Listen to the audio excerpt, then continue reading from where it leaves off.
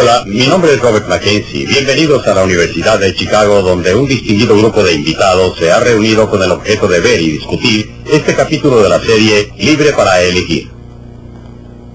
En él es examinado el movimiento del consumidor, el desenvolvimiento total de alto poder en las agencias gubernamentales, hecho que ha traído el deseo de proteger al consumidor en las últimas décadas. ¿Realmente estas agencias sirven? ¿O hay mejores métodos para proteger al consumidor? Esta es la pregunta que Milton Friedman hace en esta película.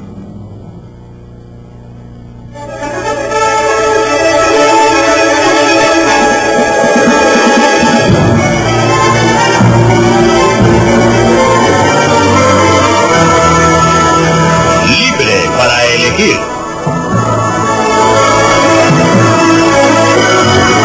La opinión personal de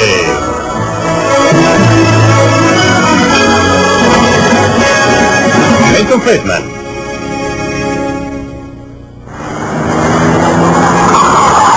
¿Quién protege al consumidor?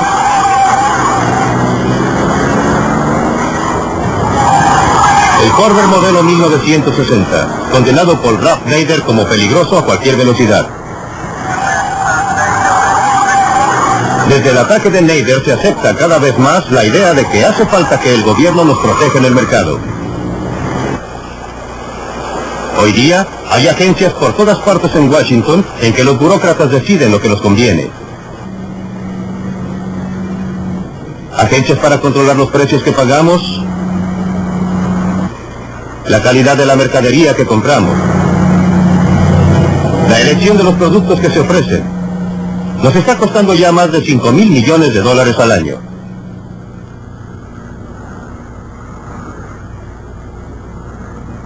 Desde el ataque al Corvair, el gobierno ha gastado más y más dinero en nombre de la protección del consumidor.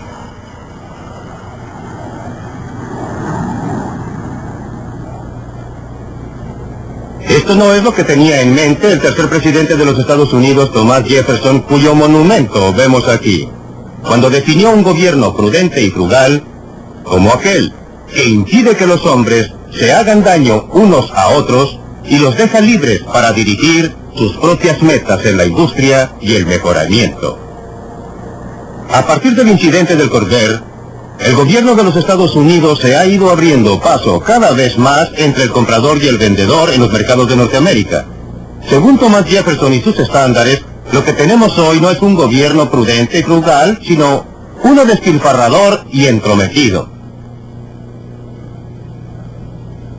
Los reglamentos federales que gobiernan nuestras vidas se encuentran en muchas partes. Encontramos uno aquí, en la Biblioteca del Congreso, en Washington, D.C.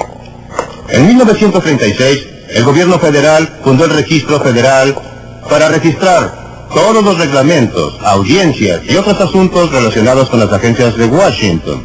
Este es el primer volumen número 1. En 1936 se necesitaron 3 volúmenes como este para registrar todas las materias. En 1937 se necesitaron 4, y después más, y más, y más. Al principio aumentaron lentamente, pero en forma constante, tanto así que año tras año se necesitó una pila más y más grande para registrar todas las audiencias de ese año. Entonces, alrededor de 1970 hubo una verdadera explosión, y una pila no fue suficiente para registrar todos los reglamentos de ese año. Se necesitaron 2 y después 3 pilas. Hasta que un día, en 1977, septiembre 28, el Registro Federal llegó a contar con no menos de 1,754 páginas. Y no son precisamente páginas chicas tampoco. Muchos de estos reglamentos salieron de este edificio. Seguridad de productos de consumo. Estamos separadas las líneas. ¿Puede esperar, por favor? Esta comisión es una de las agencias más recientes establecidas para protegerles. Resortes. ¿En qué le puedo servir? Una de sus tareas es aconsejar al ordenador fue que uno de los que estaban ahí no se comportó en la forma de vida. ¿Y qué se está haciendo respecto a lo inflamable de la vestimenta para niños? Pero su función principal es producir reglamentos y normas. Cientos y cientos, ideados para asegurar la seguridad de los productos que ofrece el mercado. Es difícil escapar de la mano muy visible de la Comisión de Seguridad de Productos de Consumo. salvo en el caso de comestibles y artículos farmacéuticos, municiones y automóviles, que están regulados desde otras agencias. Tiene el poder para regular casi todo lo que se le venga en mente.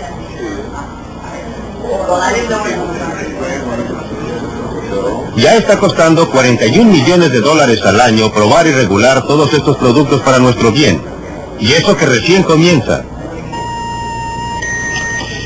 La comisión emplea técnicos altamente entrenados para llevar a cabo las pruebas como esta, probando los frenos de una bicicleta.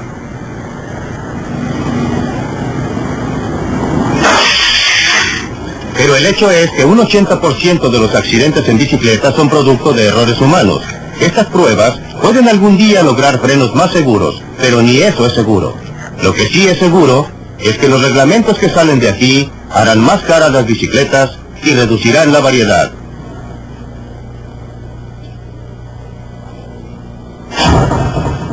Sí, efectivamente, están probando la forma en que se encienden los fósforos.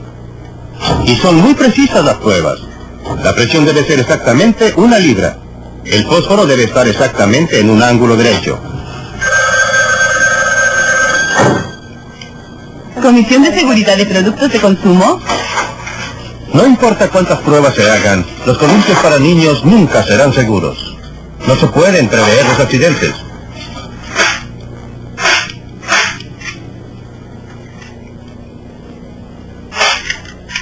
Si se intenta, se termina con unos resultados ridículos.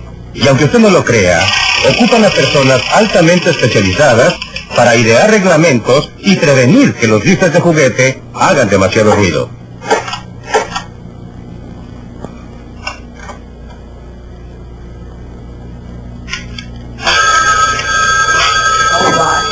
¿Comisión de seguridad?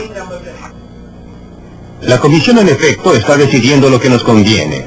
Nos están quitando la libertad para escoger.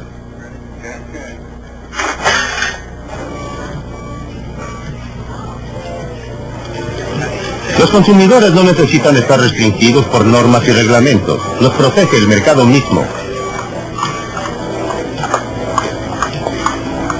Quieren los mejores productos posibles al precio más bajo. Y el propio interés del productor lo llevará a entregar este tipo de producto para mantener satisfechos a los consumidores. Después de todo, si entregan productos de baja calidad aquí, no van a lograr que usted vuelva a comprar. Si entregan mercadería que no les sirve, no la van a comprar. Es por eso que buscan por todas partes hasta encontrar el producto que los satisfaga y que llame su atención. Y promueven estos productos porque de lo contrario se arruinarán. Es obvia la diferencia entre el mercado y la acción política y la agencia gubernamental. Aquí nadie lo obliga. Es libre, hace lo que quiere. No hay un policía que le saque dinero del bolsillo o velará porque haga lo que dicen. Hace un cuarto de siglo, compré de segunda mano una calculadora de escritorio por la que pagué $300. Una de esas pequeñas calculadoras de hoy día y que podría comprar por $10 y que hace todas las operaciones que hacía la otra y más, que produjo esta tremenda mejoría en la tecnología. ¿Era el interés propio o la avaricia si quiere? El afán de ganar de los productores que querían producir algo que les diera a ganar $1. La avaricia de los consumidores que querían comprar lo más barato posible. ¿Tomó parte en esto el gobierno? Muy poco, solo manteniendo abierto el camino para que la avaricia humana y el interés propio pudieran beneficiar al consumidor. Cuando los gobiernos intervienen en los negocios, se ahoga la innovación. Los ferrocarriles están reglamentados desde hace casi un siglo y son una de nuestras industrias más atrasadas. La historia del ferrocarril demuestra lo que casi siempre resulta de las buenas intenciones de los grupos que protegen al consumidor. En los años de 1860, las tarifas de ferrocarriles eran más bajas en los Estados Unidos que en cualquier otra parte del mundo, pero muchos clientes pensaron que eran demasiado altas. Se quejaron amargamente de las ganancias de los ferrocarriles. Ahora bien, los ferrocarriles de la época también tenían problemas. Problemas que surgían de la feroz competencia entre ellos.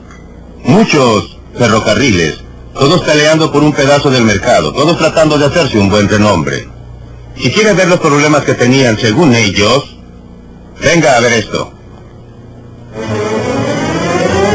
Al ver el interior de este vagón privado de ferrocarril, no parece que las personas que dirigían el ferrocarril tuvieran mayores problemas. A algunos, como al dueño de este vagón privado, les había ido muy bien. Este era el equivalente del jet privado de los grandes magnates de hoy. Pero por cada uno que lo lograba, muchos no sobrevivían la feroz competencia.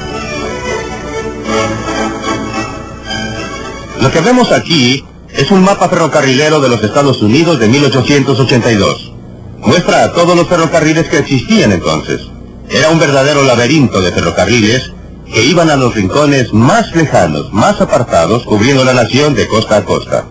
Entre puntos tan distantes como, por ejemplo, Nueva York y Chicago, había por lo menos media docena de líneas corriendo entre esos dos puntos. Y cada una de estas trataba de ganar el mercado reduciendo tarifas, las que llegaban a ser muy bajas. Los que más se beneficiaban de esta competencia eran los clientes que enviaban mercadería a puntos distantes. Por otra parte, entre algunos puntos de ese viaje, digamos por ejemplo, Harrisburg y Pittsburgh, había a veces una sola línea funcionando y esa línea se aprovechaba al máximo de su posición privilegiada. Cobraba el total que daba el tráfico y el resultado era que la suma de las tarifas que se cobraban para el tramo corto era típicamente más alta que el total cobrado por el tramo más largo entre los puntos más distantes. Por supuesto que ningún cliente se quejaba de los precios bajos para el tramo largo, pero sí se quejaban de los precios altos cobrados por los tramos cortos. Y esa fue una de las razones principales de la agitación que finalmente llevó al establecimiento de la Comisión Interestatal de Comercio. Los dibujantes de la época se deleitaban en hacer notar la tremenda influencia política que tenían los ferrocarriles, y realmente la tenían. Utilizaron las quejas de los consumidores para lograr que el gobierno estableciera una comisión que protegiera los intereses del ferrocarril. Demoró alrededor de una década para que la comisión funcionara plenamente. Para entonces, está por demás decir que los defensores del consumidor habían pasado a su próxima cruzada. Pero seguían ahí los ferrocarrileros. Rápidamente aprendieron cómo utilizar a la comisión para sus propios fines. Solucionaron el problema tramo largo-tramo corto, aumentando las tarifas del tramo largo. Los clientes terminaron pagando más. Hábleme de protección.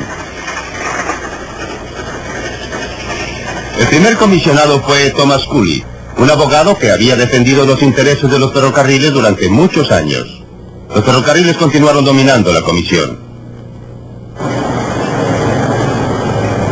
En los años 1920 y 1930, cuando los camiones surgieron como competidores muy serios en los tramos largos, los ferrocarriles indujeron a la comisión a ocuparse del transporte por camiones. Los camioneros, a su vez, aprendieron cómo utilizar a la comisión para protegerse de la competencia. Esta firma lleva flete ida y vuelta del Aeropuerto Internacional de Dayton, Ohio. En algunas rutas es la única y los clientes dependen de ella. Pero la Dayton Air Freight tiene problemas. Su licencia de la ICC solo le permite llevar flete desde Dayton hasta Detroit. Para cubrir otras rutas, ha tenido que comprar derechos a otros porteadores con licencias de la ICC, incluyendo a quienes no tienen ni siquiera un camión. Y han pagado hasta $1,000 al año por el privilegio. Nuestra compañía está tratando de obtener derechos para viajar hasta ahí. Sí, lo haremos. Y gracias por su llamada, señor. Los dueños de la firma han tratado durante años de lograr que se les extienda la licencia a otras rutas. No tengo queja con las personas que ya tienen permisos de la ICC, solo que este es un país grande y desde el establecimiento de la ICC en 1936 han entrado pocas personas al negocio y no permiten que entren nuevas empresas y compitan con las empresas que ya están dentro. Claro que la Dayton Air Freight sufre, pero también sufren los clientes que pagan tarifas más altas. Hablando francamente, no sé por qué la ICC se queda tranquila sin hacer nada. Es la tercera vez que yo sepa que hemos firmado una solicitud de la Dayton Air Freight que nos ahorraría algún dinero. Ayudaría a la libre empresa y ayudaría al país a ahorrar energía. Protegería a la empresa y país. Finalmente todo se reduce a que el consumidor financiará todo. Y ellos tienen la responsabilidad. La ICC tiene la culpa. La Dayton Air Freight ahora tiene muchos de sus camiones parados. Camiones que podrían estar proporcionando servicios valiosos. Lejos de proteger al consumidor, la ICC los ha perjudicado. En lo que a mí concierne, no existe libre empresa en el comercio interestatal. Eso desgraciadamente ya no existe en este país. Hay que pagar por ello y hay que pagar bastante caro. Y eso no solamente significa que pagamos el precio, significa que el consumidor tiene que pagar el precio. El precio que paga el consumidor cuando se trata de medicinas podría costarle la vida. En el siglo XIX, las farmacias ofrecían un surtido impresionante de píldoras y pócimas. La mayoría no surtía ningún efecto y algunas eran mortales.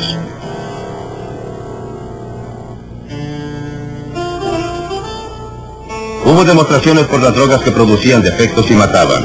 En respuesta a la presión que ejercía el consumidor, la Administración de Alimentos y Productos Farmacéuticos logró prohibir la producción de una gran gama de remedios.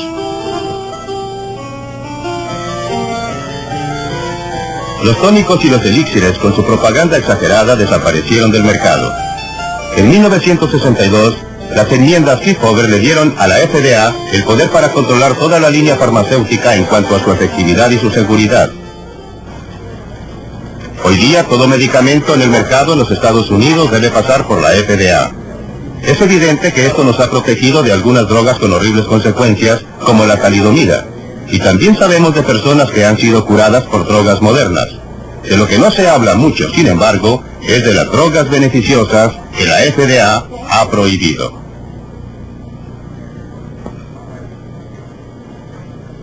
Bueno, si examina el significado terapéutico de las drogas que no han llegado a los Estados Unidos, pero que se pueden obtener en otras partes del mundo, como por ejemplo la Gran Bretaña, nos hace dar cuenta de que hay muchos ejemplos de pacientes que han sufrido.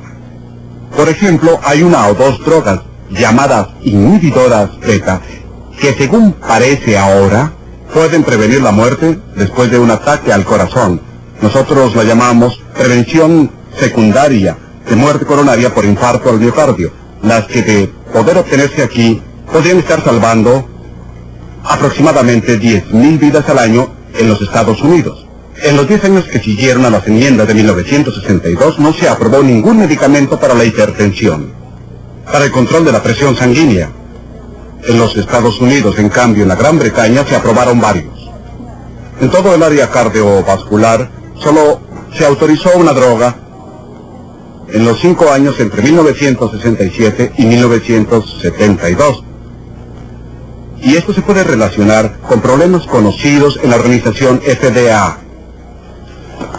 En estos carritos le están llevando a un funcionario del FDA los documentos necesarios para aprobar un solo producto farmacéutico. Debe ser el nuevo medicamento del que me hablaron. Le tomó 6 años de trabajo al laboratorio para que le aprobaran esta droga. 119 volúmenes. Bueno, muchas gracias. Las implicaciones para el paciente son que las decisiones terapéuticas, que antes eran responsabilidad del médico y el paciente, se toman más y más a nivel nacional por comités de expertos. Y estos comités y la agencia que representan, la FDA, están orientados principalmente hacia la eliminación de los riesgos, por lo que hay una tendencia a tener drogas que son más seguras, pero no más efectivas. He escuchado algunos juicios bastante impresionantes que se han emitido en estos comités asesores, en los que al discutir una droga, se escucha una opinión como no hay suficientes pacientes con una afección de esta gravedad para justificar la producción de esta droga para uso general. Esto está muy bien si lo que se pretende es minimizar la toxicidad de las drogas prescritas para una población masiva, pero si sucede que uno de esos pacientes no suficientes y uno tiene una enfermedad muy grave o una enfermedad muy rara, entonces es muy mala suerte. Durante 10 años la señora Esther O'Tain sufrió de asma aguda. Los medicamentos que recibió tuvieron severas consecuencias colaterales. Empeoraba. Pero la droga que prescribía su médico estaba prohibida por la FDA. Así es que 2 veces al año la señora O'Tain debía viajar.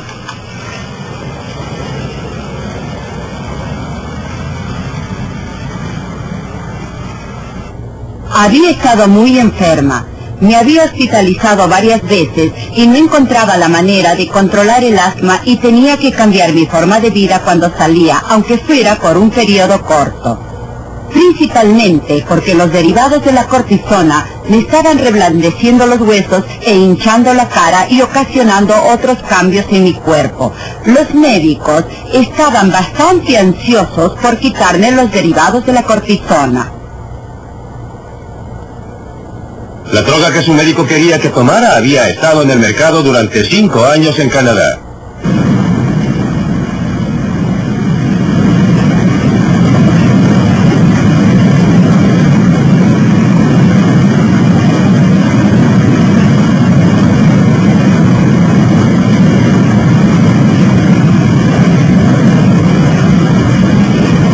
Una vez cruzada la frontera, a la altura de las cataratas del Niágara, la señora Osdane podía usar la receta que le había dado un médico canadiense.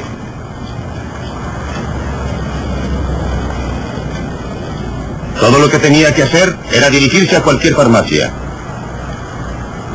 Ahí podría comprar la droga que le estaba totalmente prohibida en su país.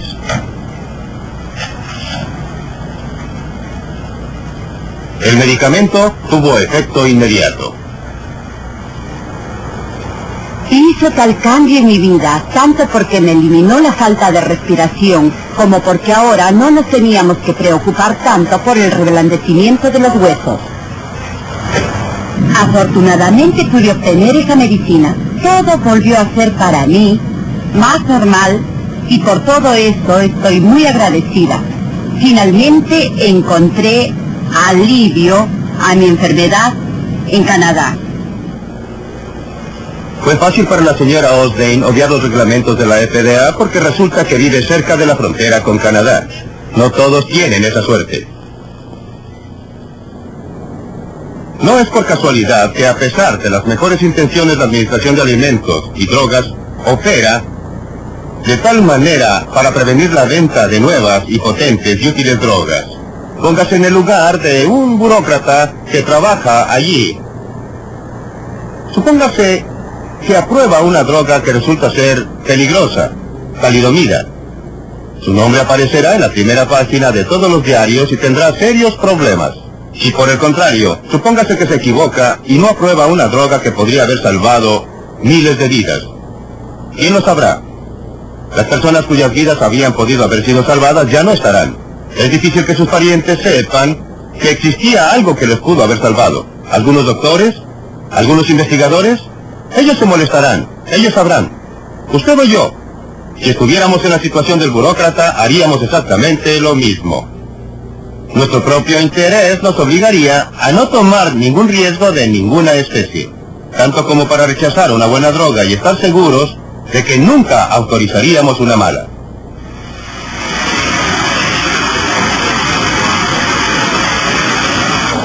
Los laboratorios ya no tienen los medios para desarrollar nuevas drogas en los Estados Unidos para pacientes con enfermedades raras. Cada vez más deben depender de drogas con grandes volúmenes de ventas. Ya 4 laboratorios han quebrado y hay menos drogas nuevas en el mercado.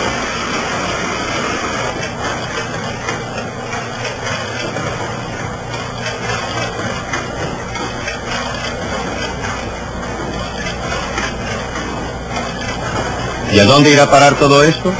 No aprendimos nada de la experiencia. ¿Se acuerdan de la prohibición?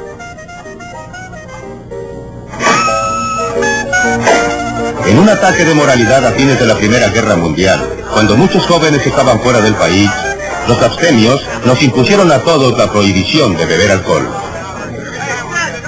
Lo hicieron por nuestro bien, y no hay duda de que el alcohol es algo dañino. Sin duda se pierden más vidas todos los años por el alcohol y también por el cigarrillo que por todas las sustancias peligrosas que controla la FDA. ¿Pero a dónde condujo esto? Hoy día, este lugar es el bar más antiguo que hay en Chicago. Pero durante los días de la prohibición era un bar camuflado. Al Capone, Box Moran, muchos de los gángsters de esa época se sentaron alrededor de esta barra para planear los atracos por los que se hicieron famosos. Asesinatos, extorsión, secuestros, venta de alcohol. ¿Quiénes eran los clientes que venían aquí? Eran personas que se creían ciudadanos respetables, que nunca hubieran aprobado las actividades de Al Capone o Vox Moran y de otros. Querían una copa, pero para ello tenían que infringir la ley. La prohibición no detuvo el alcohol, pero sí convirtió a muchos ciudadanos respetuosos de la ley en todo lo contrario. Afortunadamente, todo eso pasó hace mucho tiempo, como la prohibición de los ciclamatos y el DDT. Pero no se equivoque, ya existe una especie de mercado negro de medicamentos prohibidos por la FDA. Muchos doctores se encuentran ahora en un dilema, presionados por lo que creen que es el bienestar que deben a su paciente y la obediencia estricta de la ley. Si seguimos por ese camino, no hay ninguna duda del fin. Después de todo, si está bien que el gobierno nos proteja contra el uso peligroso de rifles, escopetas y bicicletas, la lógica nos dice que se debería prohibir otra actividad mucho más peligrosa como el deporte del deltaplán, las motos y el esquí. Si el gobierno ha de protegernos contra la ingestión de sustancias peligrosas, lo lógico es que se prohíban el uso del alcohol y el tabaco. Aún las personas que administran las agencias reguladoras se horrorizan frente a esta posibilidad y miran para otro lado. En cuanto a lo demás, no queremos saber nada de ello.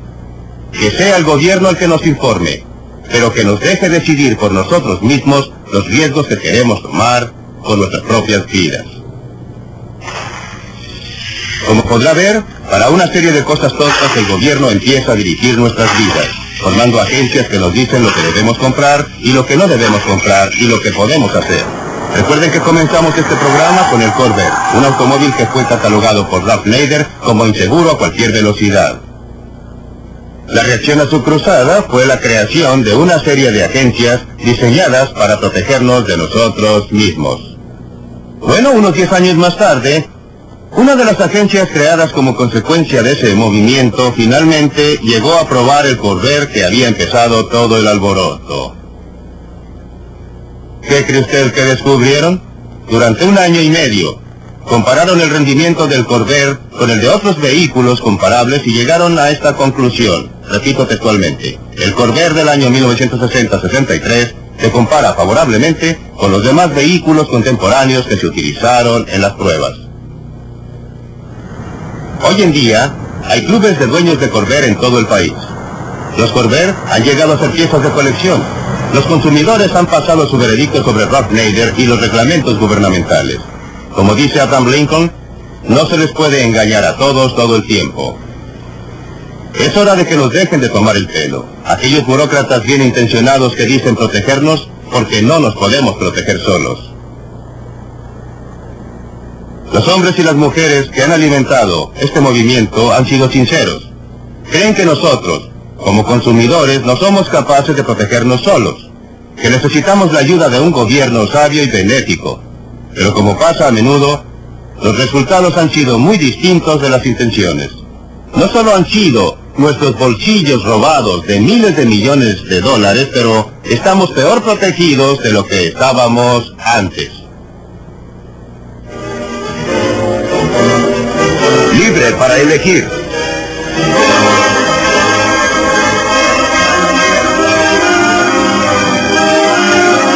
Ahora de vuelta en la Universidad de Chicago, los consumidores viejos tienen la oportunidad de defender su causa. Concuerdo con el señor Freeman acerca de aquellas agencias que han tenido como propósito principal el sostener económicamente alguna industria. Esto es por lo que defensores del consumidor como yo están a favor de la eliminación del ICC, el CAD y la Comisión Marítima. Pero cuando se habla de protección del consumidor en el mercado y cuando se habla del guardián gubernamental en la competencia, como lo demuestran todas las encuestas, los consumidores piden más y más protección. Y para dar solo 2 ejemplos de cómo no basta con informar al consumidor para protegerlo, hace 5 años no habría podido comprar en este país una cuna que tuviera los barrotes lo suficientemente juntos para no preocuparme de que el niño se pudiera ahorcar. Hasta que el gobierno y la comisión se ocuparon del asunto, el consumidor no tenía posibilidad de comprar ese tipo de cuna. Ahora los estrangulamientos han bajado en un 50%. En 1975 yo no hubiera podido alquilar una máquina Xerox. Hasta que la Comisión Federal del Comercio Antimonopolio no implantó la competencia en ese mercado, no tenía su oportunidad y entonces en un año el precio bajó de 14.000 a 5.000 dólares. Esos son dólares que vuelven a nuestros bolsillos aparte de la baja de los traumas emocionales. Bueno, antes de preguntarle a Milton Friedman que vuelva sobre el tema, establezcamos el punto de vista de los demás participantes y expertos. Doctor Richard Landau, su opinión. Bueno, creo que el costo es desproporcionadamente grande y que los beneficios son triviales si es que los hay. Creo que quizás Milton exagera un poco al tratar de lograr su punto, pero básicamente concuerdo con él en el área que domino y que es la regulación del desarrollo de nuevos medicamentos. John Clayburgh. Bueno, en el campo de la seguridad de automóviles hemos salvado alrededor de 155.000 vidas y millones de heridos gracias a los reglamentos desde junio de 1960. Podría mencionar también el costo de choques de automóviles cada año, que es del orden de los 48.000 millones de dólares. Bastante alto cuando se compara con otras cosas, sin mencionar de nuevo el trauma humano.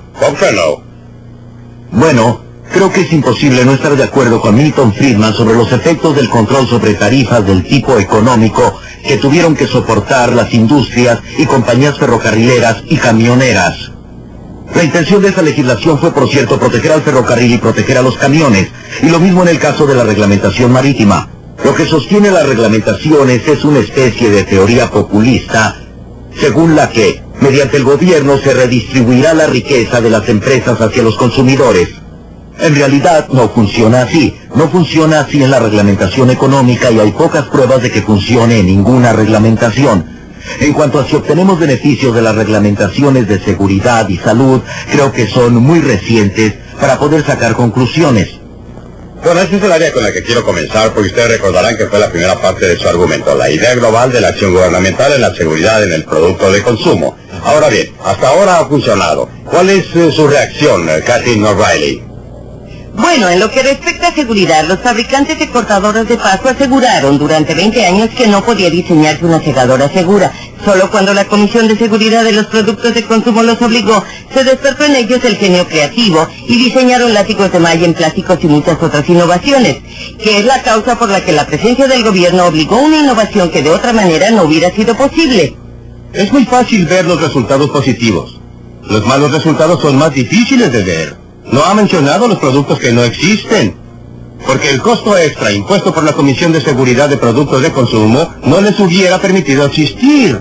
No ha mencionado el caso del problema TRIS, que es de lo que está impregnada la vestimenta no inflamable. Aquí un caso claro de un reglamento de la Comisión de Seguridad de Productos de Consumo que tuvo esencialmente el efecto de obligar a todos los fabricantes de ropa de dormir para niños a impregnar la ropa con TRIS.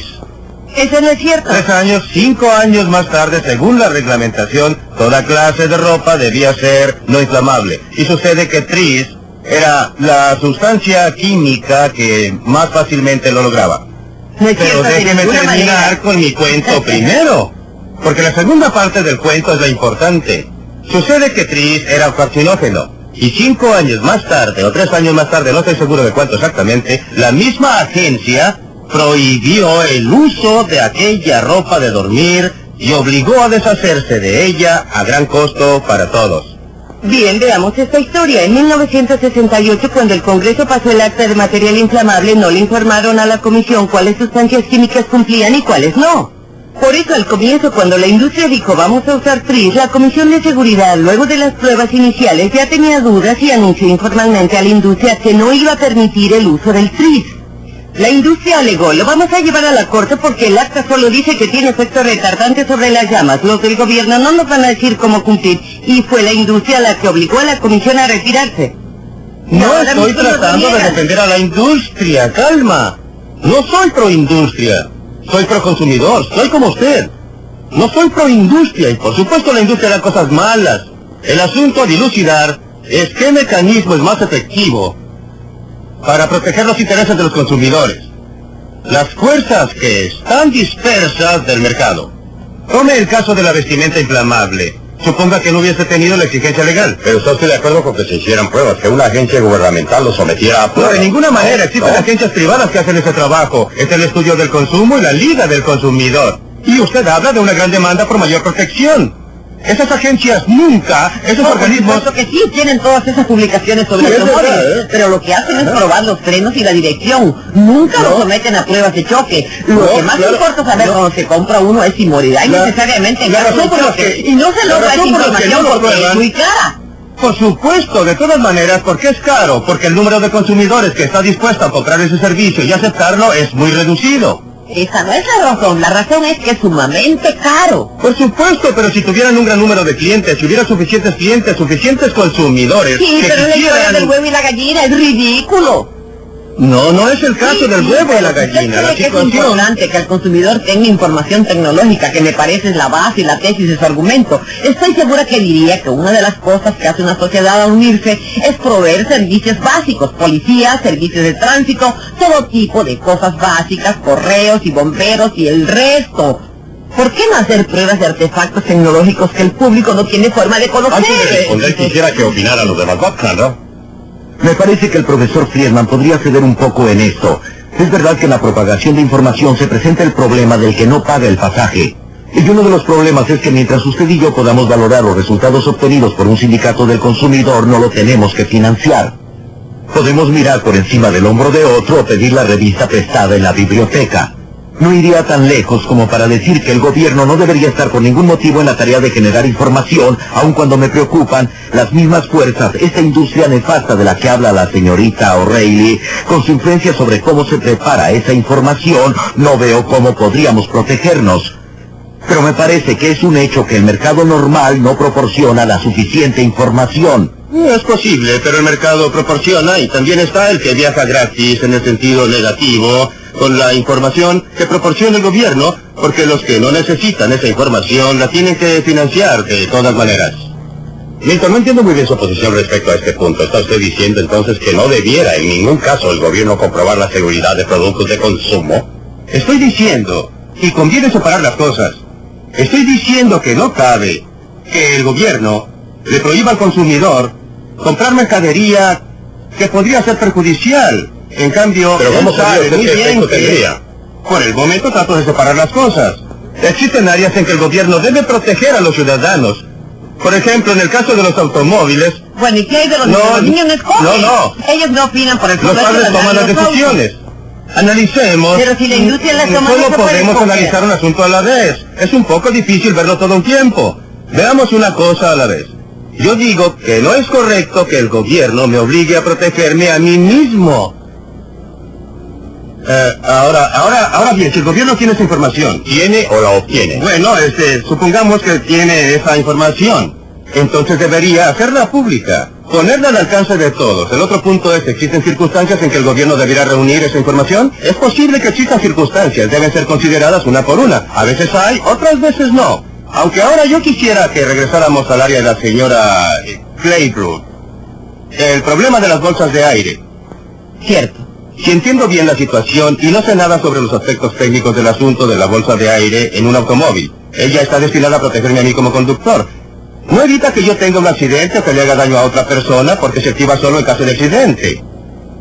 Pues bien, ¿por qué no puedo yo tomar esa decisión? ¿Quién es usted para decirme que debo gastar, no sé cuánto, 200, 300, 400 dólares en esa bolsa? Lo que decimos es que cuando un automóvil choca contra una pared a 50 kilómetros por hora, los del asiento delantero deben tener protección automática incorporada en el auto. ¿Deben? ¿Por qué deben? ¿Pero por qué deben? No me importa si se trata de una bolsa de aire o un cinturón de Una seguridad. es que el derecho sagrado a la vida es algo muy respetado en este país. Es más valiosa para mí que para usted. Mi vida es más valiosa para mí. Bueno, ¿Usted pero... usa usted a su ver, cinturón de ¿usted sabe que seguridad? en un caso como este... A veces sí, a veces no. No parece ser tan valiosa para usted. Si lo fuera, usaría el cinturón. Perdóneme, hay otras cosas Sí. que son más valiosas. Sí, pero su uso es algo simple. Pero mi pregunta ahora es, y quiero una respuesta directa. Pero hay una razón básica del por qué, y es porque una persona cuando compra un automóvil no sabe cómo se va a comportar el auto en diversas situaciones. Ese es el punto número 1. Número 2.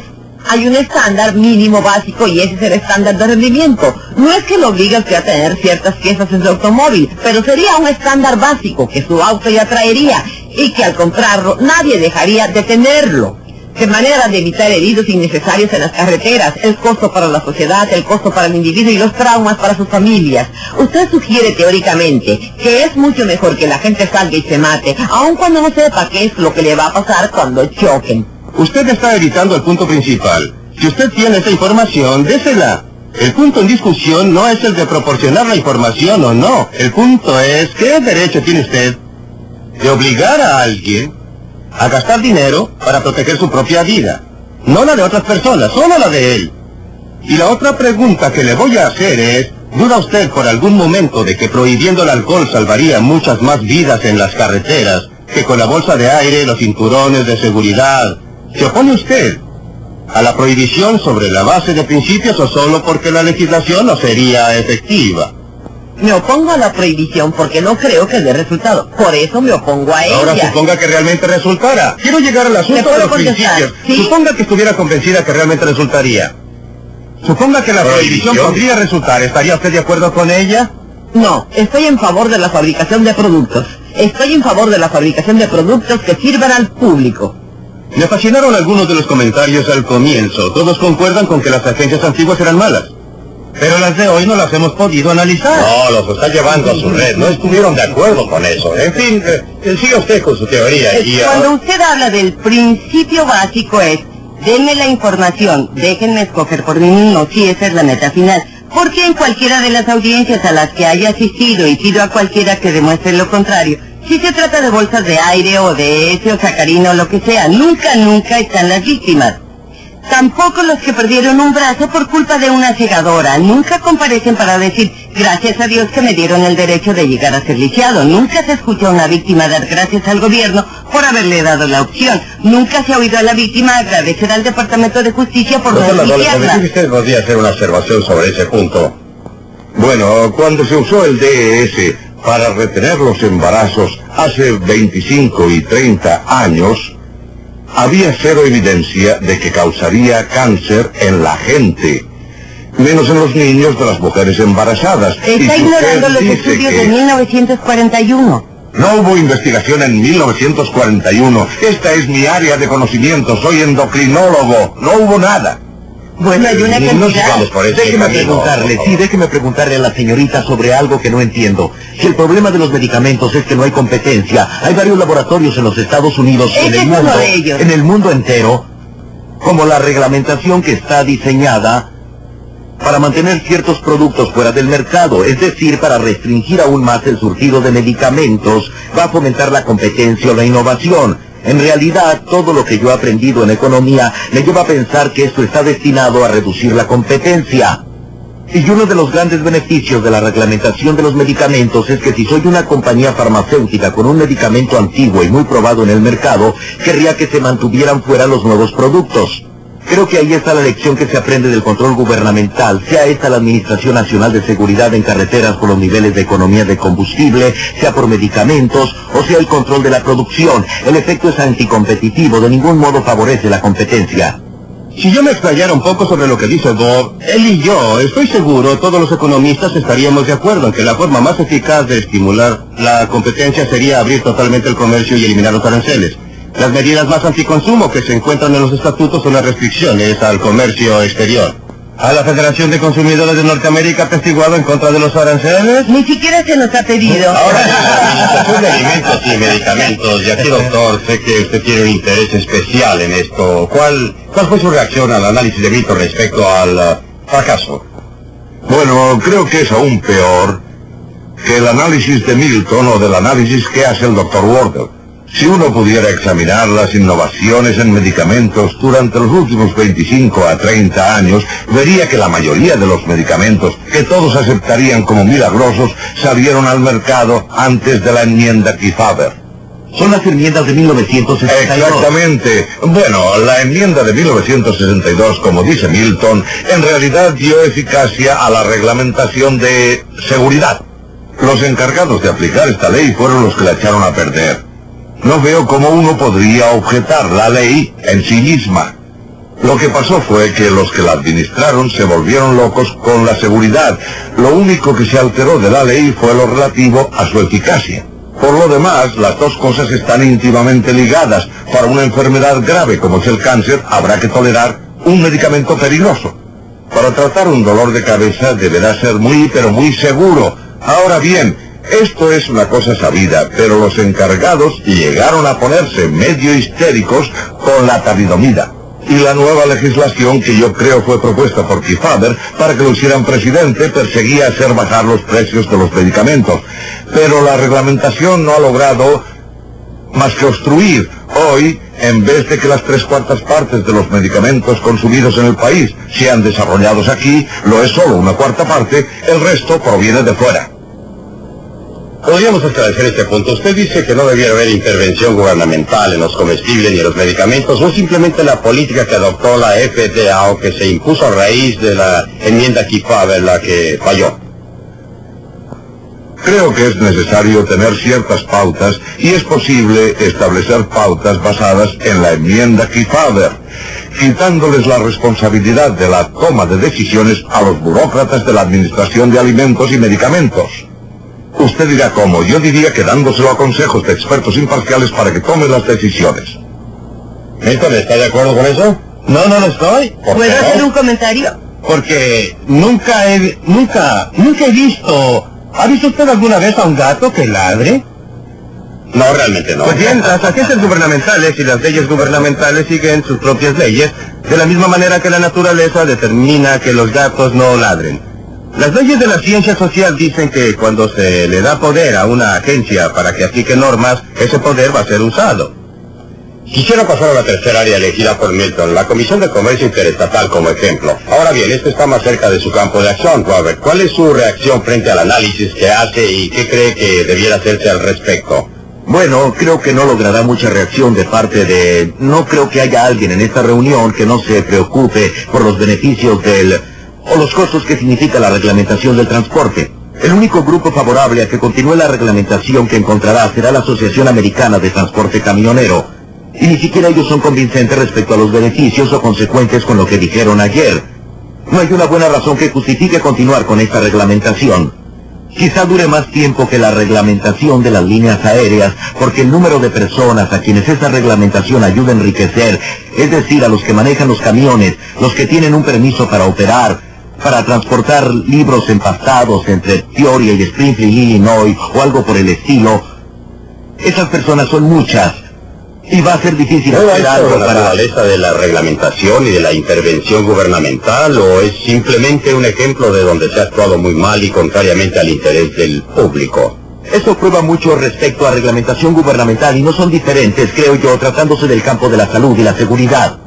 Déjeme informarle de un área de reglamentación muy importante para la salud y la seguridad, en lo que creo incluso Milton Friedman estaría de acuerdo en cierto modo, y es la reglamentación en el control de la polución, o por lo menos el establecimiento de normas en la propiedad que permiten reducir los niveles en que estaría la polución si no hubiera control respecto a la política del medio ambiente. En el Congreso, los que más están a favor de esa política provienen de la parte noroeste de los Estados Unidos. Y los menos, aquellos con más bajo promedio de votos en el Congreso, vienen del suroeste y de Alaska.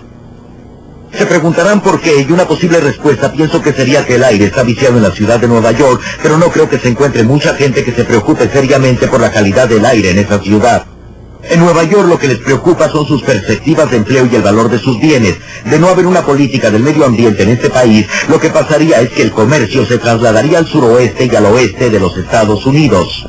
Por consiguiente, los parlamentarios del este están muy a favor de una política que prohíba, mediante el control de la polución, prohíba una total gravitación de la forma que asume, pero lo usan como excusa, tal como usarán otras excusas, digamos, ante la agencia de la señorita Claybrook para solicitar reglamentos estrictos y poder promover el valor de su producto. Antes de volver a la ICC, que es precisamente lo que quiero hacer, Milton, ¿cuál es su reacción al tema de la polución? Bueno, él y yo estaríamos de acuerdo en la posición de que hay cabida para que el gobierno se preocupe de la polución. Estaría de acuerdo. En segundo lugar, en que las técnicas que se utilizan actualmente para controlarla son terribles y son las que son precisamente por las razones que él describe, porque son una manera eficaz de usar la excusa de la polución para fines muy distintos. Esa es una de las formas en las que los gobiernos maullan, si se me permite volver a mi gato. Hemos discutido este punto en detalle en un libro que escribimos para acompañar este programa de Libre para Elegir. El programa en sí era demasiado corto para que pudiéramos enfocar el problema de la polución. En realidad, lo tuvimos que dejar de lado por ser un tema tan complicado y difícil. Pero hay cabida para una verdadera intervención del gobierno porque es un caso en que se está protegiendo a terceras personas. En cada uno de los casos válidos, en mi opinión, para que haya intervención gubernamental debe ser para proteger a terceros. Hay razón para usar frenos porque se protege a terceras personas. Ese es un asunto totalmente diferente. En mi opinión, no hay razón para imponer el uso de una bolsa de aire, pero sí la hay para usar los frenos. ¿Acepta usted? No, ya que si sufriera heridas por el no uso de un elemento pasivo, en cierta medida me vería obligada a pagar parte de sus gastos médicos y de su prima de seguro. Por eso, solo para la isla de Gilligan, donde hay de 6 a 9 personas sin que interactúen, para esa pequeña sociedad tiene validez su distinción. Calma, en el caso del alcohol, cuando se enferma a causa del alcoholismo, ¿quién paga? Se ha demostrado que solo el consumo excesivo hace daño. No estoy hablando de accidentes. ¿Qué hay de la cirrosis hepática? Es una enfermedad sumamente común. Justamente por eso necesitamos... Porque es una enfermedad muy larga y muy cara. Podríamos detenerlo sobre... Nicola es una distinción muy interesante aquí. Uno se puede hacer daño, ha dicho, o depende de uno si quiere correr el riesgo de hacerse daño. Pero en este caso, ¿podría usted hacer esa distinción? Permítame volver a la pregunta. Nos estaba diciendo que no debemos hacer caso porque el tipo que sufre daños físicos va a terminar en un hospital por el Pero gobierno. además, no solo por el gobierno, no. Los daños también. Conteste ese punto porque mi... Calma, déjeme separar los dos puntos en disputa porque realmente quiero llegar a esto, porque su respuesta es muy común y contiene un elemento de validez. Lo que pasa es que cometimos dos errores. Pero no hace falta estar en un hospital del gobierno para que tenga validez. Perdóneme, espere un momento. El problema con su respuesta es que está diciendo que un mal justifica otro. Creo que deberíamos tener mucha menos intervención del gobierno incluso en estas áreas. Y no estoy dispuesto a seguir una política que implicaría decir... usted. Cualquier persona circula con un rótulo en la espalda que dice propiedad del gobierno de los Estados Unidos. No mutile, no pliegue o no corchetee. ¿Está usted en favor de la intervención del gobierno en las áreas donde, por ejemplo, los abogados y la industria óptica no permitían a sus miembros hacer publicidad? Hasta que la comisión intervino de modo que ahora los consumidores tienen la posibilidad de hacer comparaciones. Está entrando en otras áreas, pero mi respuesta es muy breve, ya que no conviene discutir esto aquí. Estoy en contra de las medidas del gobierno que permitieron a esas organizaciones tener el poder de impedir la publicidad. Pero no eran del gobierno. Ahora No. decía Bob Crandall decía que en lo que hace a la Comisión Interestatal de Comercio no hay argumentos de defensa. ¿Hay alguien que discrepa de esto o los aplastamos a todos? Esto parece ser el área donde, por lo que yo sepa, no es posible encontrar a alguien discrepando, aun cuando una de las presentaciones más efectivas de lo que andaba mal con el ICC fue hecho por uno de los grupos de Ralph Nader. Quizás usted haya estado asociado con ese grupo, eso es lo que realmente me sorprende. En el fondo hay aquí gente como Ralph Nader y su grupo que echan una mirada al ICC. ¿Y cuál es la solución que recomienda? Más de lo mismo, otro tipo de regulación. No. El único problema es que no era la gente adecuada quienes estaban regulando. Esto no es cierto. Esta es una exposición completamente... Usted trabaja para Nader, ¿verdad? Sí, claro. Ahí está la solución del doctor Randó para el problema médico, que la regulación la haga la gente Esto no adecuada. refleja de ninguna manera la diferencia entre la ICC y la regulación en el campo de salud y seguridad. Comprende dos puntos. Uno se refiere a los aspectos económicos y los beneficios para la industria. Otro se refiere a la necesidad de proteger la vida humana. Perdóneme, puede terminar. El segundo punto se refiere a lo que usted mencionó de relaciones con terceras personas. Usted habla de frenos porque tiene efectos sobre otras personas, pero además hay otros efectos. Por ejemplo, si estas terceras personas no usan casco y los atropella con su motocicleta, usted tendrá que pagar elevadísimos daños a terceros porque ellos no tomaron las precauciones debidas en el camino público. Y surge la pregunta, ¿el camino público deberá ser usado en tal forma que pueda producir daños? Nada de lo que dos personas hacen en el mundo, nada queda aislado. Todo tiene grandes efectos sobre terceros, pero tiene que guardar las proporciones, y lo importante es que la intervención del gobierno tiene efectos sobre terceros. Cuando el gobierno interviene en estos asuntos, lesiona a terceros, me saca dinero, me reduce mi libertad, restringe muchas actividades alrededor del mundo. Los beneficios en el campo de los automóviles llegan a ser 55,000 muertes. Esta es una estadística muy dudosa, porque una vez más, cada uno de los estudios toma en cuenta los beneficios y no el costo. Es falso que los estudios no hayan tomado en Me cuenta refiero los a costos en costos. vidas humanas. no miraron, no miraron, por ejemplo... ¿Podría explicar lo que quiere decir? Ajá. Sí. Miremos el automóvil. Haciendo subir el precio de los automóviles, aumenta el interés por mantener automóviles viejos en circulación. El aumento de la edad del automóvil obra en contra de la seguridad. Cuando usted aumenta la seguridad de los vehículos para que la gente pueda... La gente conduce con mayor velocidad o con menos cuidado, hay más muertes entre los peatones, creo. Es una teoría que carece de pruebas y ya ha sido rechazada. Y de hecho, todas las economías en vidas humanas podrían... ¿Por quién? Pues no, hay una serie de estudios incluso de Yale, creo. Cooper de Yale y otros, pero lo más importante es que la reglamentación que ha estado en vigencia durante los últimos 10 años demostró que ha habido un descenso en las muertes por accidentes de automóvil. Déjeme volver a lo anterior. Vea, lo que más ha influido en la economía de vidas humanas ha sido la limitación de velocidad a 55 millas por hora. Pero no, eso no es cierto. Y esta reglamentación no corresponde Sí, pero también es a una reglamentación de seguridad. Ha sido introducida principalmente para ahorrar gasolina. Es una reglamentación. Bien, referente a la Pero su declaración reglamentación. no es correcta, en el sentido que la economía en vidas humanas haya venido principalmente de la limitación a 55 millas, pero había 55.000 muertes menos debido a las reglas de seguridad. Perdóneme. Ajá. Ha habido 55.000 muertes menos según sus estimaciones. Otras estimaciones... No, sino el contador Perdóneme, general. también otras estimaciones. La estimación que hizo el profesor Persman de esta universidad en un estudio muy serio estimó que no había economía en vida humana cuando uno tomaba en cuenta todos los efectos indirectos. Ahora bien, el estudio que él hizo quizá no esté en lo correcto. No creo que No lo estoy esté. tratando de decir que... Pero quizá el otro estudio tampoco esté en lo cierto, ¿eh? Sí, bueno. ¿Qué opina de eso, ah? La ventaja está del lado de los consumidores.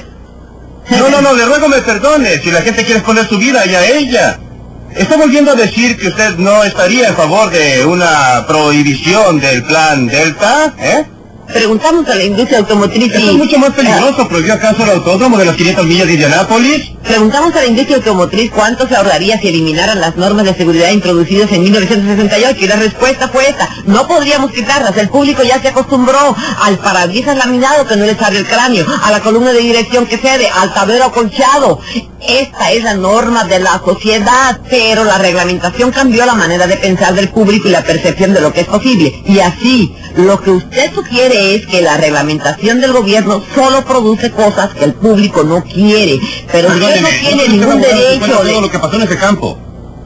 Los frenos en las 4 ruedas fueron instituidos aún antes de la existencia de la Dejemos esta reglamentación. materia por esta semana y esperemos estar juntos en el nuevo episodio la semana que sigue.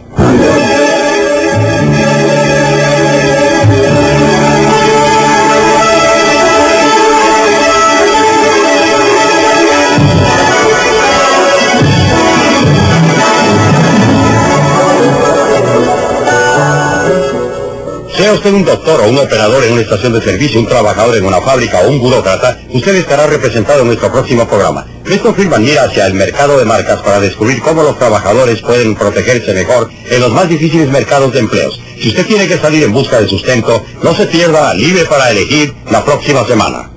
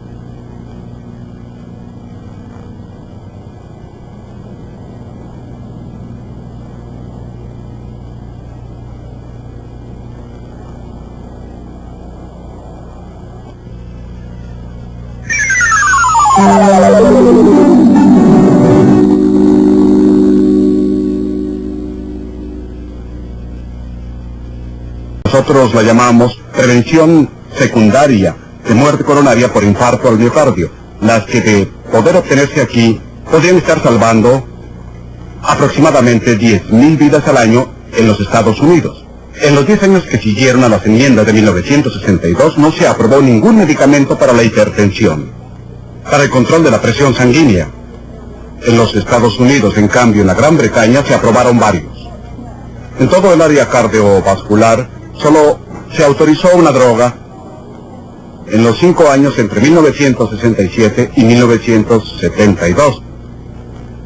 Y esto se puede relacionar con problemas conocidos en la organización FDA. En estos carritos le están llevando a un funcionario del FDA los documentos necesarios para aprobar un solo producto farmacéutico. Debe ser el nuevo medicamento del que me hablaron. Le tomó 6 años de trabajo al laboratorio para que le aprobaran esta droga. 119 volúmenes. Bueno, muchas gracias. Las implicaciones para el paciente son que las decisiones terapéuticas, que antes eran responsabilidad del médico y el paciente, se toman más y más a nivel nacional por comités de expertos. Y estos comités y la agencia que representan, la FDA, están orientados principalmente hacia la eliminación de los riesgos, por lo que hay una tendencia a tener drogas que son más seguras, pero no más efectivas. He escuchado algunos juicios bastante impresionantes que se han emitido en estos comités asesores, en los que al discutir una droga, se escucha una opinión como no hay suficientes pacientes con una afección de esta gravedad para justificar la producción de esta droga para uso general.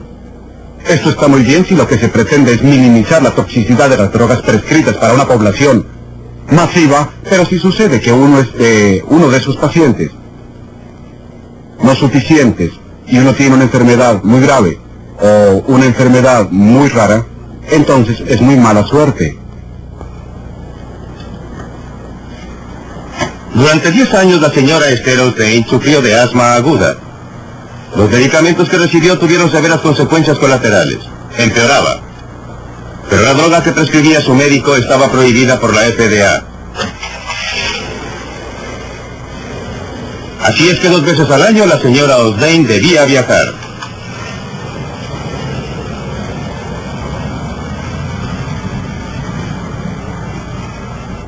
Había estado muy enferma.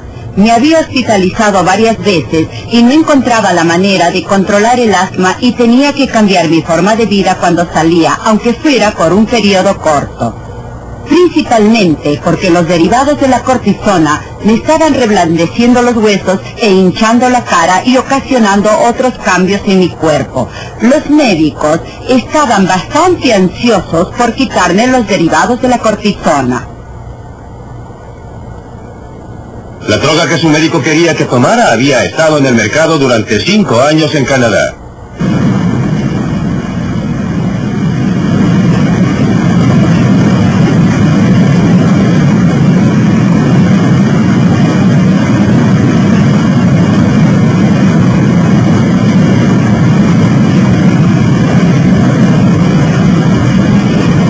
Una vez cruzada la frontera, a la altura de las cataratas del Niágara, la señora Osdane podía usar la receta que le había dado un médico canadiense.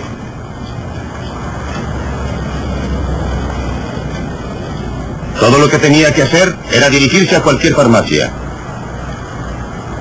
Ahí podría comprar la droga que le estaba totalmente prohibida en su país.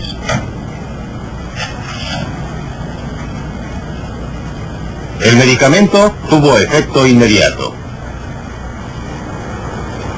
Hizo tal cambio en mi vida, tanto porque me eliminó la falta de respiración, como porque ahora no nos teníamos que preocupar tanto por el reblandecimiento de los huesos. Afortunadamente pude obtener esa medicina. Todo volvió a ser para mí más normal y por todo esto estoy muy agradecida. Finalmente encontré alivio a mi enfermedad en Canadá. Fue fácil para la señora Osdane obviar los reglamentos de la FDA porque resulta que vive cerca de la frontera con Canadá. No todos tienen esa suerte. No es por casualidad que a pesar de las mejores intenciones de Administración de Alimentos y Drogas, opera de tal manera para prevenir la venta de nuevas y potentes y útiles drogas. Póngase en el lugar de un burócrata que trabaja allí. Supóngase que aprueba una droga que resulta ser peligrosa, talidomida. Su nombre aparecerá en la primera página de todos los diarios y tendrá serios problemas. Si por el contrario, supóngase que se equivoca y no aprueba una droga que podría haber salvado miles de vidas, ¿quién lo sabrá? Las personas cuyas vidas habían podido haber sido salvadas ya no estarán. Es difícil que sus parientes sepan que existía algo que les pudo haber salvado. ¿Algunos doctores? ¿Algunos investigadores? Ellos se molestarán, ellos sabrán. Usted o yo, si estuviéramos en la situación del burócrata, haría tarifas que se cobraban para el tramo corto, era típicamente más alta que el total cobrado por el tramo más largo entre los puntos más distantes. Por supuesto que ningún cliente se quejaba de los precios bajos para el tramo largo, pero sí se quejaban de los precios altos cobrados por los tramos cortos.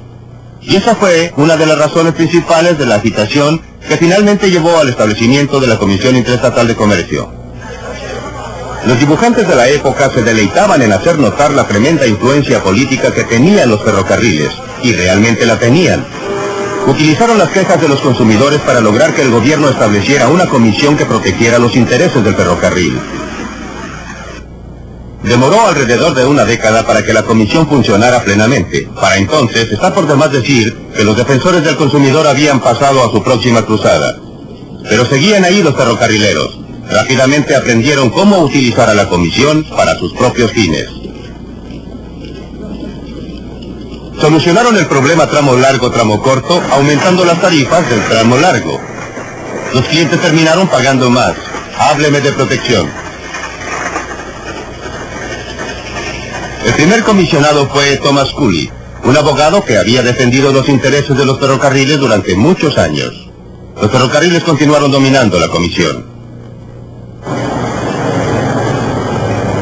En los años 1920 y 1930, cuando los camiones surgieron como competidores muy serios en los tramos largos, los ferrocarriles indujeron a la comisión a ocuparse del transporte por camiones. Los camioneros, a su vez, aprendieron cómo utilizar a la comisión para protegerse de la competencia. Esta firma lleva flete ida y vuelta del Aeropuerto Internacional de Dayton, Ohio. En algunas rutas es la única y los clientes dependen de ella. Pero la Dayton Air Freight tiene problemas. Su licencia de la ICC solo le permite llevar flete desde Dayton hasta Detroit. Para cubrir otras rutas, ha tenido que comprar derechos a otros porteadores con licencias de la ICC, incluyendo a quienes no tienen ni siquiera un camión. Y han pagado hasta $1,000 al año por el privilegio. Nuestra compañía está tratando de obtener derechos para viajar hasta ahí. Sí, lo haremos. Y gracias por su llamada, señor. Los dueños de la firma han tratado durante años de lograr que se les extienda la licencia a otras rutas. No tengo queja con las personas que ya tienen permisos de la ICC, solo que este es un país grande y desde el establecimiento de la ICC en 1936 han entrado pocas personas al negocio y no permiten que entren nuevas empresas y compitan con las empresas que ya están dentro. Claro que la Dayton Air Freight sufre, pero también sufren los clientes que pagan tarifas más altas.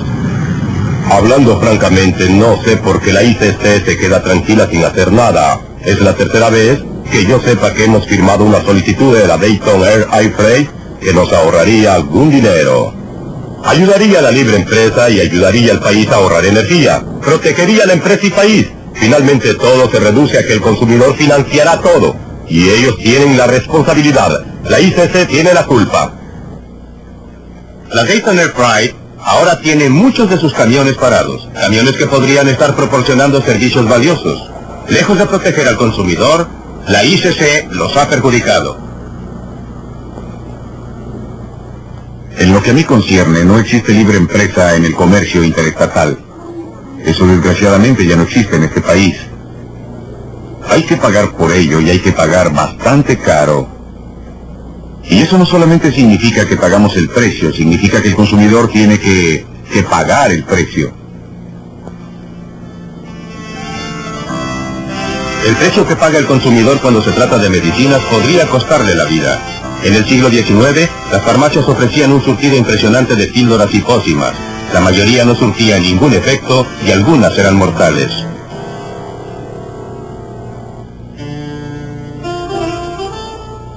Hubo demostraciones por las drogas que producían defectos y mataban. En respuesta a la presión que ejercía el consumidor, la Administración de Alimentos y Productos Farmacéuticos logró prohibir la producción de una gran gama de remedios.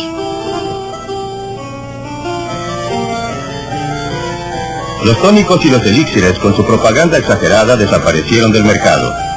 En 1962, las enmiendas Kefauver le dieron a la FDA el poder para controlar toda la línea farmacéutica en cuanto a su efectividad y su seguridad. Hoy día, todo medicamento en el mercado en los Estados Unidos debe pasar por la FDA. Es evidente que esto nos ha protegido de algunas drogas con horribles consecuencias, como la talidomida. Y también sabemos de personas que han sido curadas por drogas modernas. De lo que no se habla mucho, sin embargo, es de las drogas beneficiosas que la FDA ha prohibido.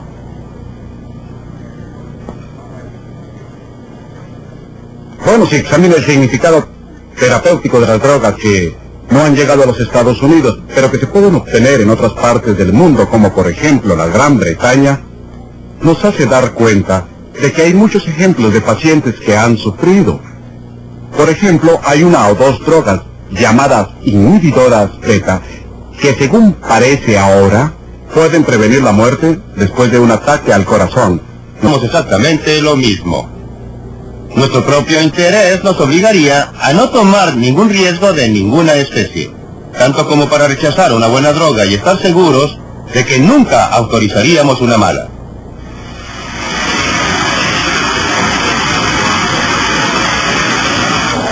Los laboratorios ya no tienen los medios para desarrollar nuevas drogas en los Estados Unidos para pacientes con enfermedades raras. Cada vez más deben depender de drogas con grandes volúmenes de ventas. Ya 4 laboratorios han quebrado y hay menos drogas nuevas en el mercado.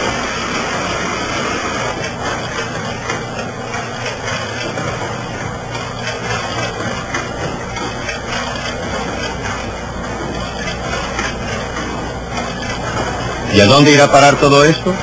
No aprendimos nada de la experiencia. ¿Se acuerdan de la prohibición?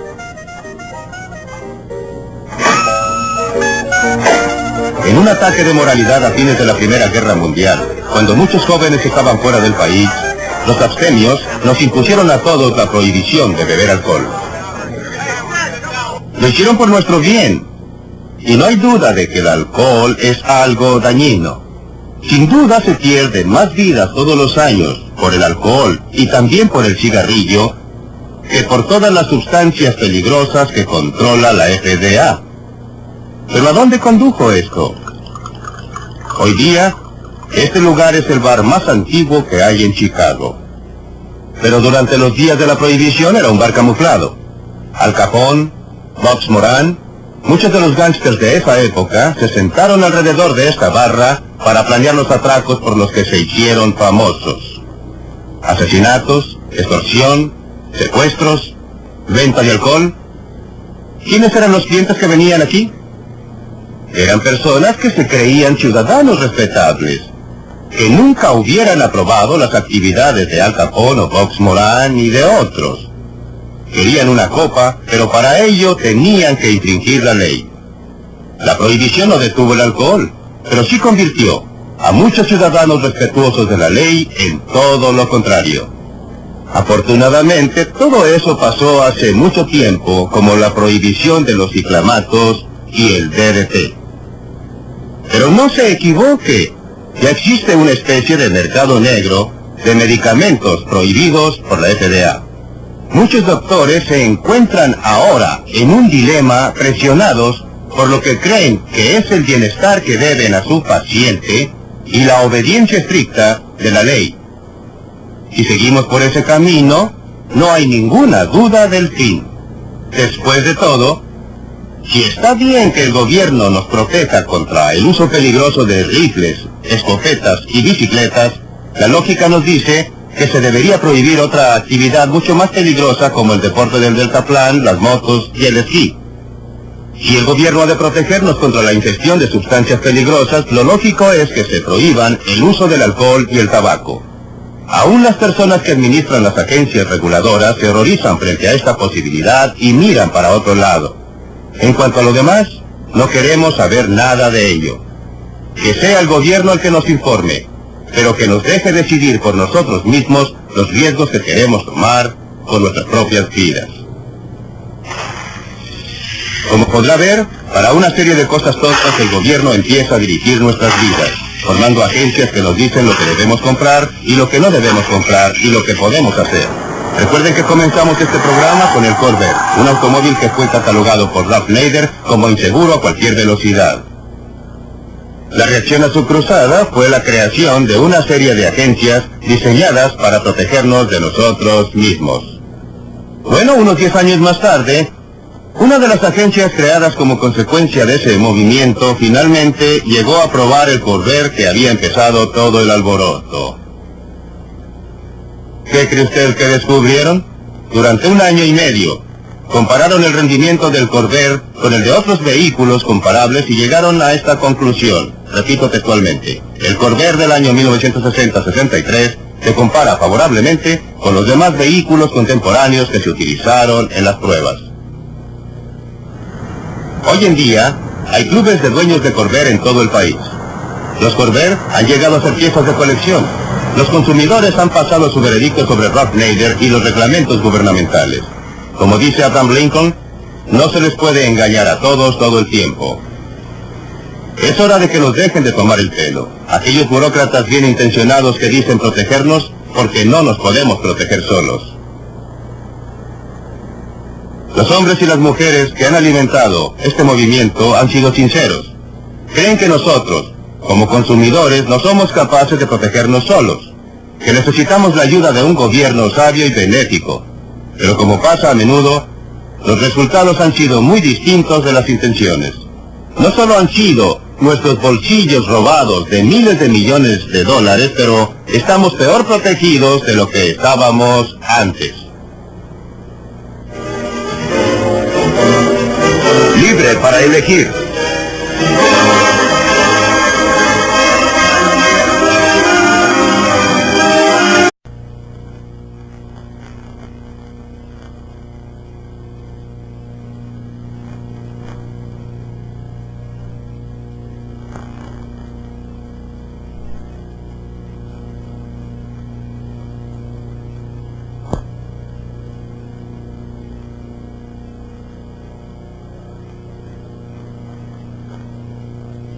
Hola, mi nombre es Robert Mackenzie. Bienvenidos a la Universidad de Chicago, donde un distinguido grupo de invitados se ha reunido con el objeto de ver y discutir este capítulo de la serie Libre para elegir. En él es examinado el movimiento del consumidor, el desenvolvimiento total de alto poder en las agencias gubernamentales, hecho que ha traído el deseo de proteger al consumidor en las últimas décadas. ¿Realmente estas agencias sirven? ¿O hay mejores métodos para proteger al consumidor? Esta es la pregunta que Milton Friedman hace en esta película.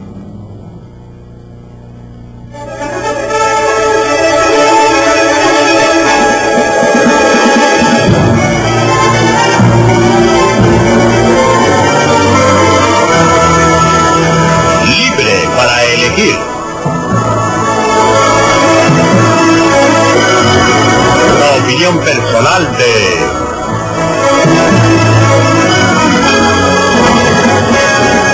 Milton Friedman.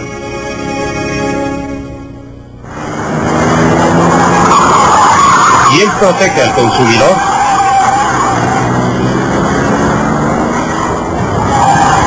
El Corvair modelo 1960, condenado por Ralph Nader como peligroso a cualquier velocidad. Desde el ataque de Nader se acepta cada vez más la idea de que hace falta que el gobierno nos proteja en el mercado. Hoy día, hay agencias por todas partes en Washington en que los burócratas deciden lo que nos conviene. Agencias para controlar los precios que pagamos, la calidad de la mercadería que compramos, la elección de los productos que se ofrecen. Nos está costando ya más de $5,000 millones al año.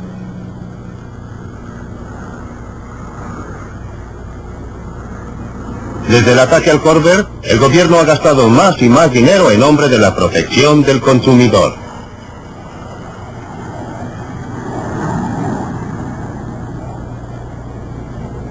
Esto no es lo que tenía en mente el tercer presidente de los Estados Unidos, Thomas Jefferson, cuyo monumento vemos aquí, cuando definió un gobierno prudente y frugal como aquel que impide que los hombres se hagan daño unos a otros y los deja libres para dirigir sus propias metas en la industria y el mejoramiento. A partir del incidente del Corvair, el gobierno de los Estados Unidos se ha ido abriendo paso cada vez más entre el comprador y el vendedor en los mercados de Norteamérica.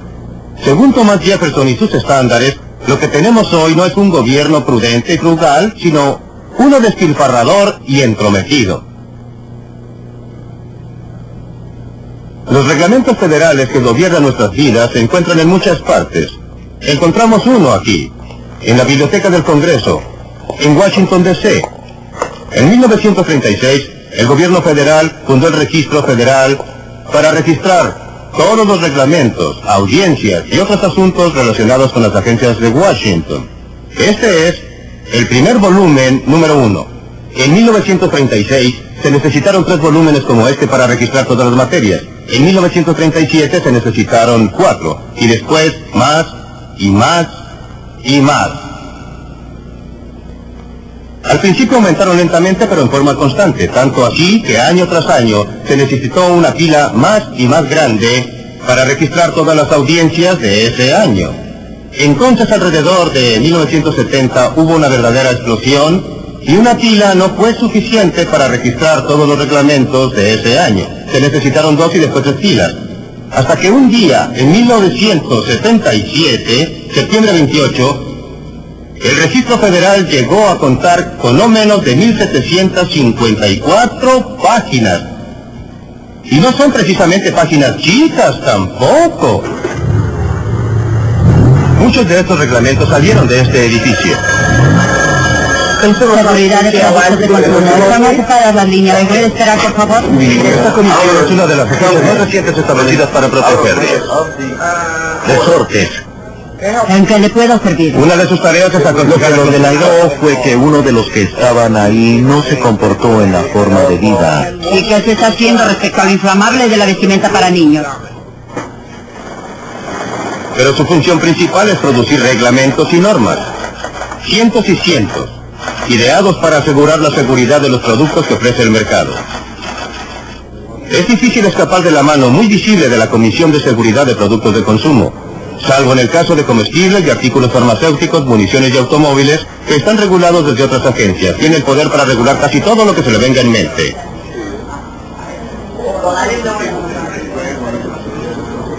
Ya está costando $41 millones al año probar y regular todos estos productos para nuestro bien.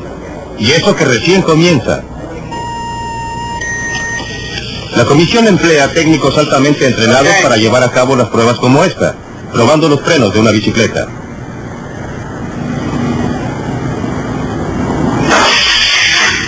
Pero el hecho es que un 80% de los accidentes en bicicleta son producto de errores humanos. Estas pruebas pueden algún día lograr frenos más seguros, pero ni eso es seguro. Lo que sí es seguro es que los reglamentos que salen de aquí harán más caras las bicicletas y reducirán la variedad.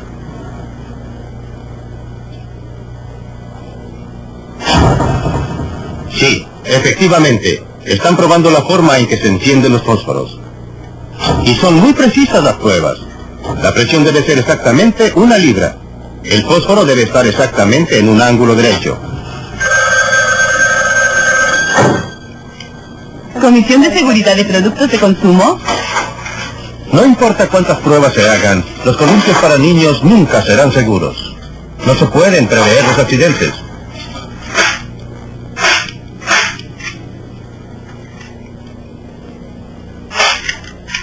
Si se intenta, se termina con unos resultados ridículos. Y aunque usted no lo crea, ocupan a personas altamente especializadas para idear reglamentos y prevenir que los rifles de juguete hagan demasiado ruido.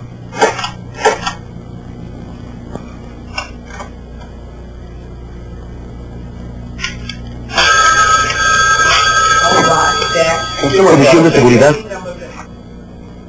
La Comisión en efecto está decidiendo lo que nos conviene. Nos están quitando la libertad para escoger.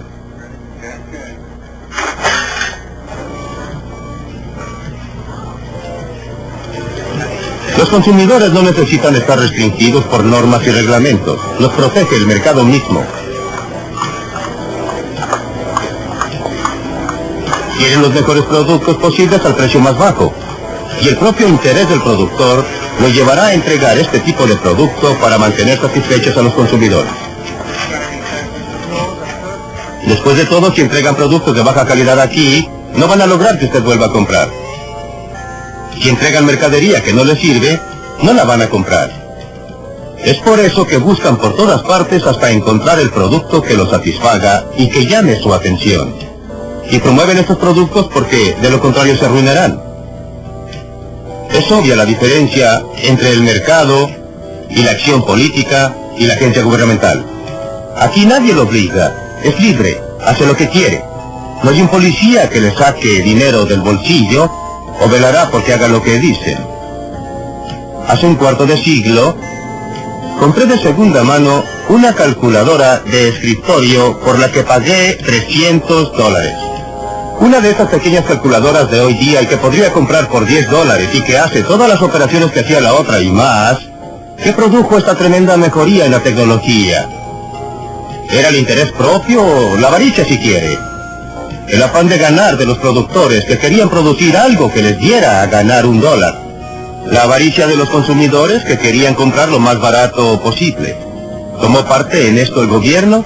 Muy poco. Solo manteniendo abierto el camino para que la avaricia humana y el interés propio pudieran beneficiar al consumidor. Cuando los gobiernos intervienen en los negocios, se ahoga la innovación. Los ferrocarriles están reglamentados desde hace casi un siglo y son una de nuestras industrias más atrasadas. La historia del ferrocarril demuestra lo que casi siempre resulta de las buenas intenciones de los grupos que protegen al consumidor. En los años de 1860, las tarifas de ferrocarriles eran más bajas en los Estados Unidos que en cualquier otra parte del mundo, pero muchos clientes pensaron que eran demasiado altas. Se quejaron amargamente de las ganancias de los ferrocarriles. Ahora bien, los ferrocarriles de la época también tenían problemas. Problemas que surgían de la feroz competencia entre ellos. Muchos ferrocarriles, todos peleando por un pedazo del mercado, todos tratando de hacerse un buen renombre. Si quiere ver los problemas que tenían según ellos, venga a ver esto. Al ver el interior de este vagón privado de ferrocarril, no parece que las personas que dirigían el ferrocarril tuvieran mayores problemas.